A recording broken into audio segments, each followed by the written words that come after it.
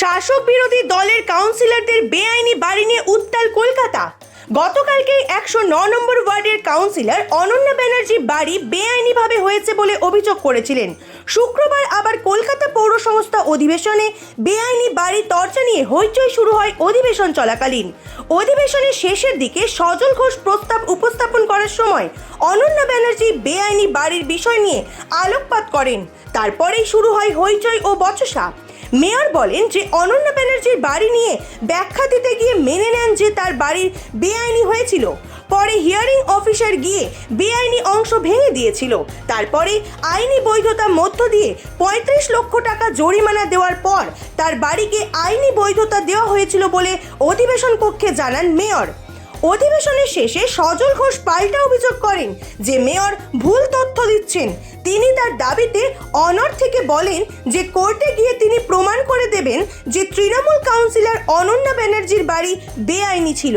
তার দাবি আজকে মেয়র নিজেই স্বীকার করেছিলেন যে বেআইনি হয়েছিল, সুতরাং তিনি আসল তথ্য গরমেল করতে চাইছেন বলে অভিযোগ করলেন বিজেপির 50 নম্বর ওয়ার্ডের কাউন্সিলর সজল ঘোষ।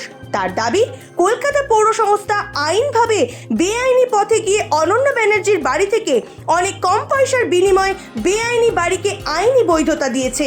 অন্যদিকে পাল্টা সজল ঘোষের বিরুদ্ধে হুঁশিয়ারি 109 নম্বর ওয়ার্ডের কাউন্সিলর অনন্যা ব্যানার্জির। তার হুঁশিয়ারি ইট মারলে পাটকেল খেতে হয়। তিনিও সজল ঘোষের বিরুদ্ধে কোর্টে যাওয়ার হুঁশিয়ারি দিয়ে গেলেন। তার পাল্টা অভিযোগ সজল ঘোষের বাড়ি 11 হুজুরি মারলেন এর বাড়ির ও বেআইনিভাবে তৈরি করেছেন। সেই বাড়ির আশেপাশে একটুও জায়গা ছাড়া হয়নি। তার দাবি আমি কোর্টে যেতাম না, কিন্তু তাকে ধন্যবাদ তিনি আমার বাড়ির বিজ্ঞাপন করে দিলেন, সেটাও বিনা পয়সায়। সজল ঘোষকে এদিন মিডিয়া বাবু বলে সম্বোধন করেন অনন্যা ব্যানার্জি। তার দাবি এবার সজল ঘোষ তার বিরুদ্ধে কোর্টে না গেলেও তিনি কিন্তু কোর্টে যাবেনই বলে কড়া পাল্টা হুঁশিয়ারি দিলেন অনন্যা ব্যানার্জি।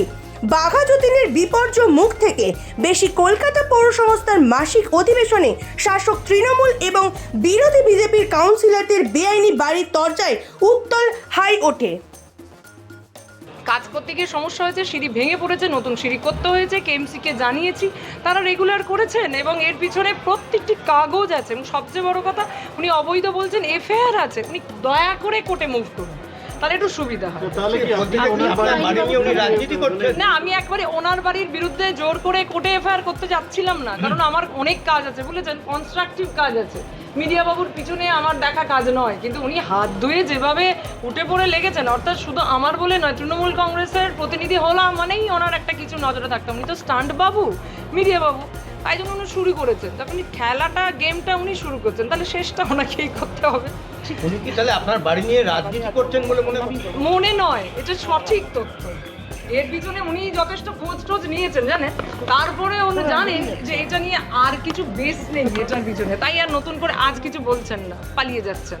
থাকলে বলুক, আমি খুব পরিষ্কার করে বলেছি, আবার বললে আবারও বলবো, সিঁড়ি কেন ডেমোলিশ করতে হয়েছে, কারণ সিঁড়িটা ভেঙে পড়বে কেউ জানতো না। তিনি আরেকটা অভিযোগ করছেন যে এই যে 32 লক্ষ টাকার কথা আপনি বলছেন, একদম গোরমেল রয়েছে, মানে কিভাবে কলকাতা কর্পোরেশন নেওয়া হয়েছে, যেটা আরো বেশি নেওয়া।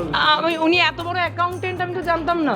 কলকাতা কর্পোরেশনে যারা স্পেশাল অফিসার, তারা হিয়ারিং হয়েছে, বারবার মাল্টিপল টাইমের অফিসাররা গিয়ে দেখেছেন, বিল্ডিংয়ের স্টেবিলিটি দেখেছেন।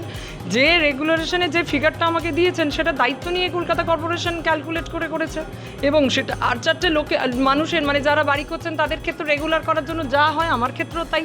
আমি জনপ্রতিনিধি হিসেবে কোনো রকম বাড়তির সুযোগ পাইনি।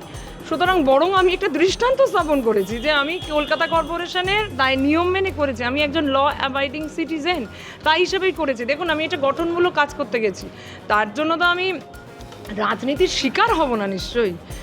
আমি এটা না করলে কে দেখতো সিঁড়ি কোথায় ভেঙে গেছে? যখন দেখতো তখন বলতাম। উনি জানতেন নাকি? আমি এটা জানিয়েছি না কেএমসিকে যে আমার সিঁড়ি ভেঙেছে, আমি নতুন সিঁড়ি করছি, আপনারা রেগুলার করুন, তবে তো উনি এই খবরটা দিয়েছেন। আর কে দিয়েছে? কিছু ইনসাইডাররা যারা দিয়েছেন, তারা না, তাদের জন্য একটু দয়া লাগছে, খারাপ লাগছে। মানে ইনসাইডাররা কারা? মানে আপনাদেরই দলের?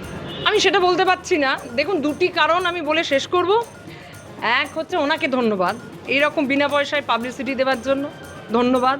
যে গোটা কলকাতা কর্পোরেশনে সবাই জানে। এটা আমি কোনো দিন পাবলিসিটি করতে পারতাম না, সবাই জানে ওই অঞ্চলে পুরনো বিয়ে বাড়ি, কিন্তু এইভাবে আমি সবাইকে জানাতে পারতাম না।